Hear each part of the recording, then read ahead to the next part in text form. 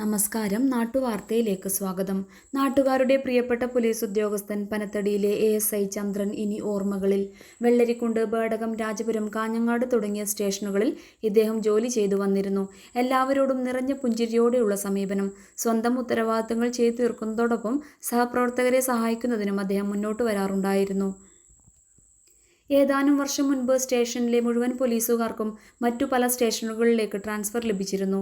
ശാരീരിക അസ്വസ്ഥതകൾ ഉള്ളതിനാൽ യഥാസമയം ചികിത്സ തുടരണം എന്ന കാരണത്താൽ ജില്ലാ പോലീസ് മേധാവിയെ കാര്യങ്ങൾ ധരിപ്പിച്ച് അദ്ദേഹത്തിന്റെ ഡ്യൂട്ടി രാജപുരത്ത് തന്നെ തുടരാൻ അനുവദിക്കുകയായിരുന്നു.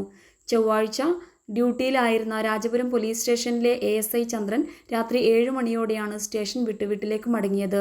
സ്വാതന്ത്ര്യദിനാഘോഷവുമായി ബന്ധപ്പെട്ട മുന്നൊരുക്ക പ്രവർത്തനങ്ങൾ പൂർത്തിയാക്കി പതിവ് പോലെ സഹപ്രവർത്തകരോട് കുശലം പറഞ്ഞു പോയതായിരുന്നു.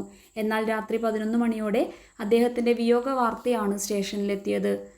അല്പനേരം മുൻപ് വരെ തങ്ങളോടൊത്ത് സജീവമായിരുന്ന ഒരാൾ എന്നേക്കുമായി മാഞ്ഞുപോയി എന്നത് വിശ്വസിക്കാനാവാതെ നൊമ്പരപ്പെടുകയാണ് രാജപുരം പോലീസ് സ്റ്റേഷനിലെ പോലീസ് സേനാംഗങ്ങളും നാട്ടുകാരും സുഹൃത്തുക്കളും. കുടുംബനാഥന്റെ അവിചാരിത വേർപാടിൽ കുടുംബം തീരാ ദുഃഖത്തിലായി. കള്ളാർ നീലിമലയിലെ ചെറിയൂട്ടി നായിക്കിന്റെ മകനാണ് ചന്ദ്രൻ.